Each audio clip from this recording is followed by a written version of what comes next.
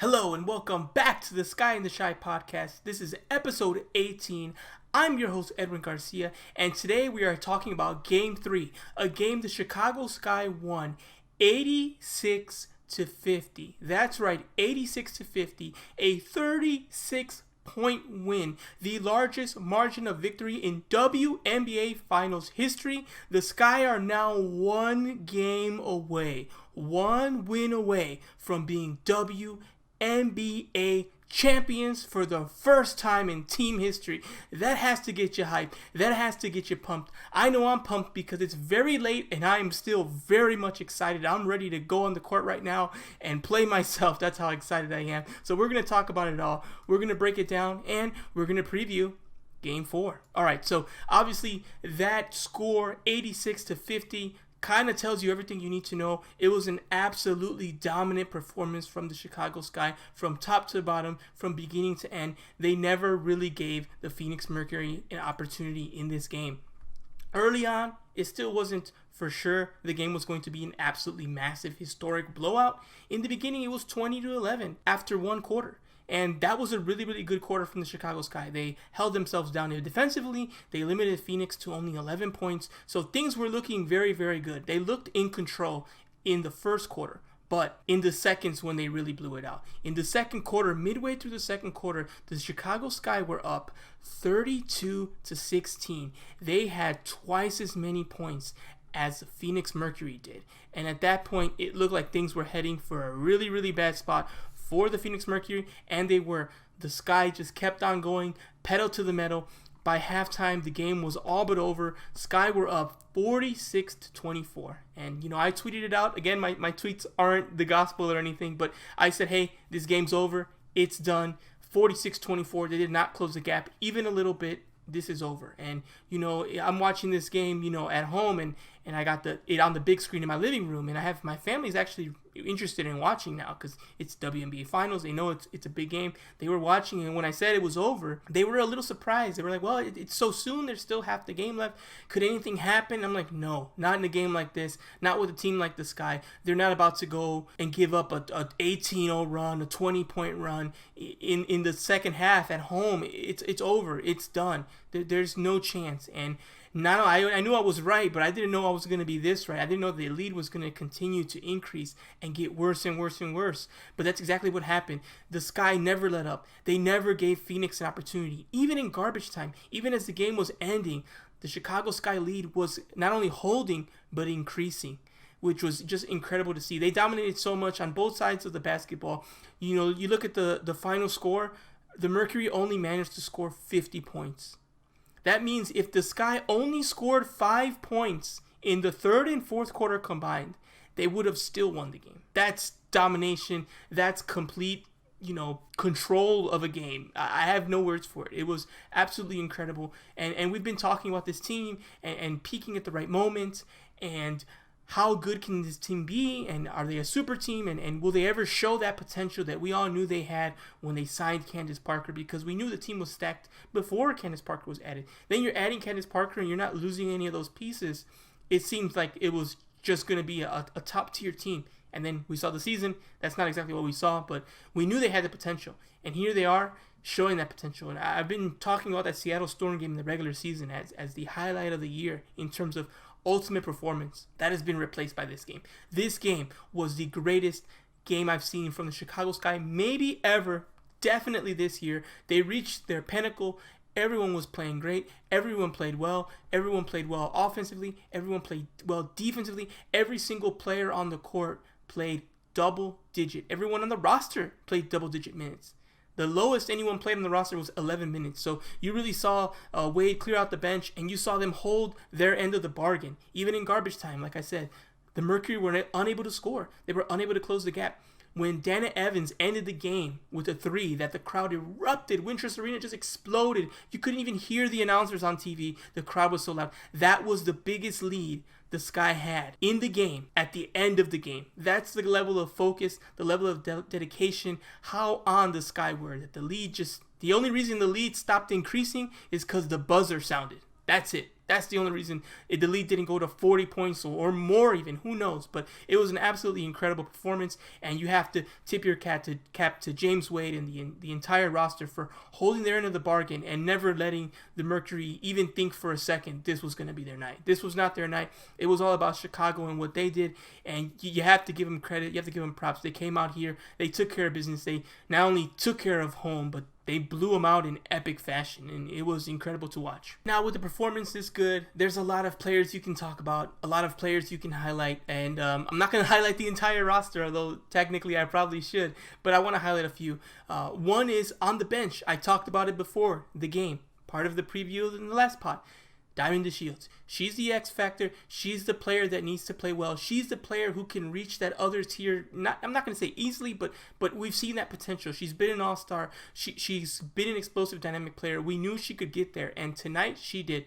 Diamond had 11 points in her 24 minutes. She led the bench in minutes played with 24. She was absolutely dynamic, absolutely explosive. Also had 5 rebounds, also had 5 steals. So she was being very aggressive, wreaking havoc there defensively.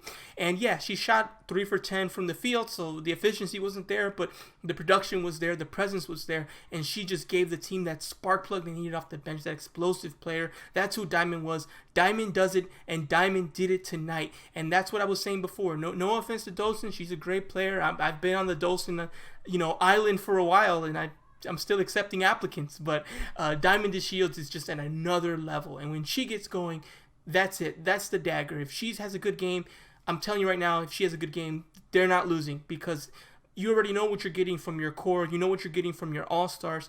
If Diamond's having a good game, it's just too much to handle. And now I don't think that's the reason the Sky won today. I think everyone was just on top of their game. But if you get a good Diamond game off the bench, it's too much to try to overcome. And today was a really extreme example of that. But still, an example of that nonetheless. Diamond plays well, it's over. And she definitely had a great game. Speaking of people who had great games, we have to talk about Kahleah Copper, who has had a great game every game. Still a little too early to talk Finals MVP, so I don't want to say it, but I'm going to say it. If the Sky win on Sunday, she has to be the Finals MVP. She has clear and away been the best player on the court for the Sky in every single game. Every single game, Kahleah Copper has been the best player, and tonight was no exception. She had 22 points in 24 minutes. She shot 60% from the field, 2 from 3, perfect from the free throw line. I mean, what else do you want from Kahleah Copper? She continues to put pressure on the rim, continues to wreak havoc, scoring from the inside. It's been absolutely incredible. In every game, she just continues to show her power, her speed, her athleticism, and she's just unstoppable. There's no one who can guard her, no one who can stop her, and that's amazing to say she's the best player on the court when the court has players like Candace Parker, Courtney Vandersloot, Diana Taurasi, Brittany Griner, world-class players, and Kahleah Copper's in a class of her own, dominating the games. And right now, if things continue, she has to be the Finals MVP. Now, again, talking about the entire team and what the team has done, again, it was a grand performance. Can't overstate how amazing it was. But here's some stats that really kind of demonstrate how amazing they were. They shot 44% from 3. Remember, I said before Game 3 that 36 and above is what they want. They just want to hit above average. Cleared that goal, 44%. Then the rebounding battle, barely won that, but they won it 34-33. That's another positive. And the most surprising stat to me, turnovers were down. They only had 13 turnovers.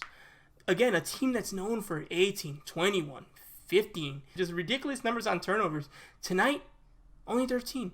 That was incredible, and that was really, to me, kind of demonstrated the level of focus and care the team had. Just didn't let the ball get turned over, didn't give the Phoenix Mercury any opportunities, and they closed any door on a potential comeback very quickly. So it was an impressive game. I don't expect them to play quite this good Game 4, but it would be amazing if they can get up to this level again. But hey, you take the victory, you take the win, and you take it in stride. Now you're up 2-1, and you have a big Game 4 at home. Like I said, just win your home games. They did that today.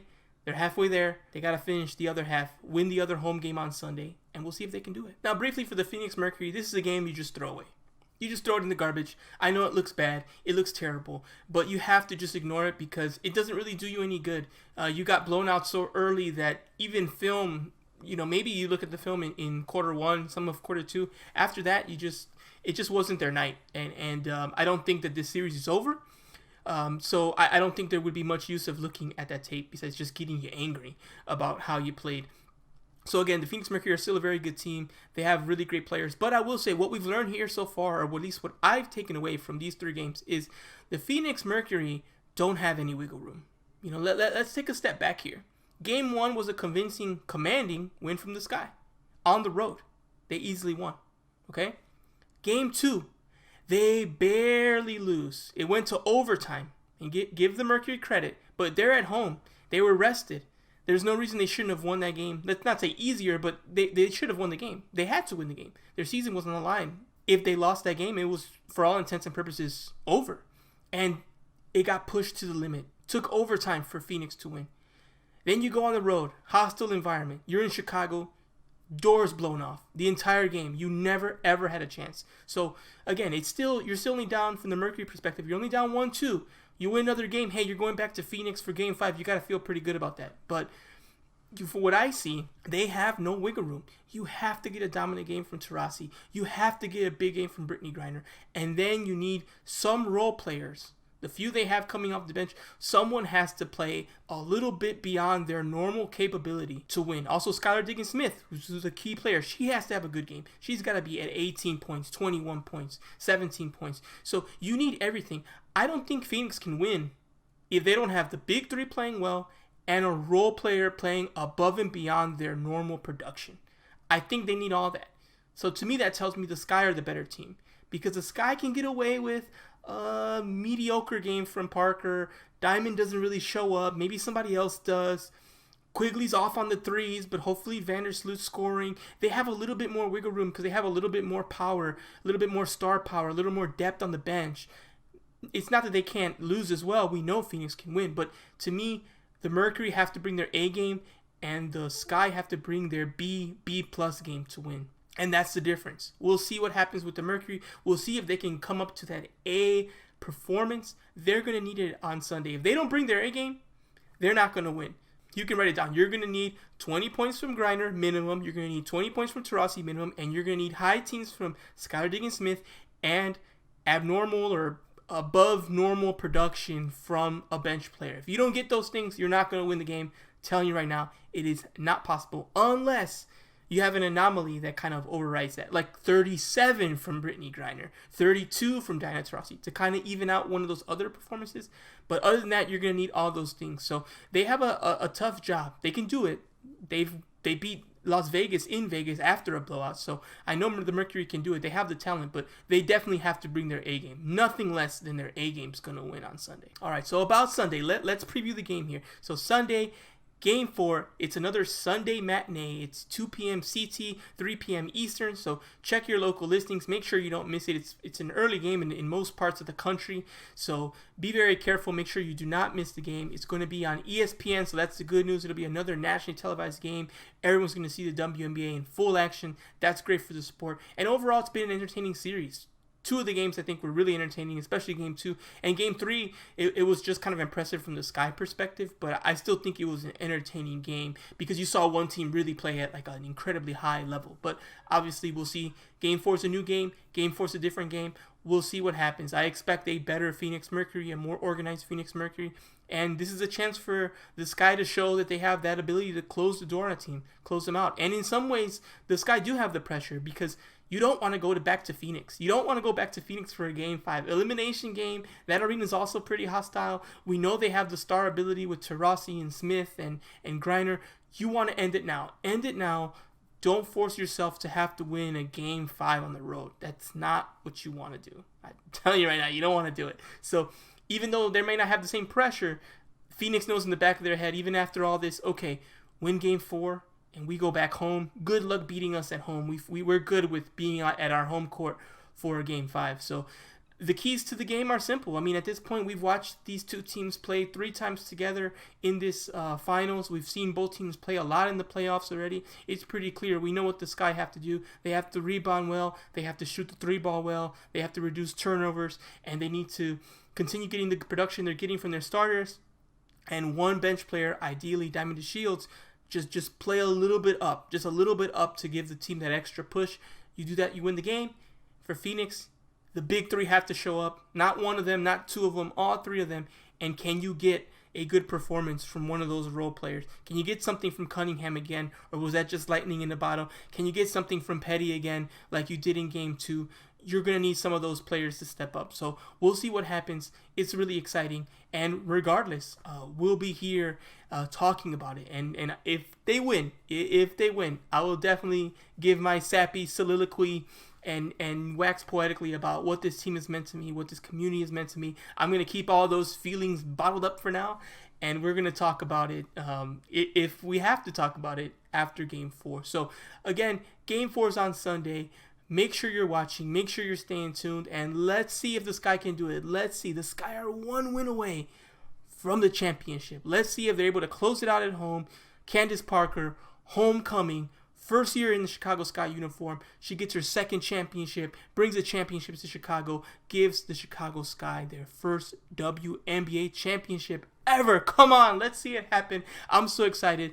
Either way, regardless, good or bad, we're going to break it down. We're going to talk about it here on the pod, and I'll talk to you after Game 4. Go Sky.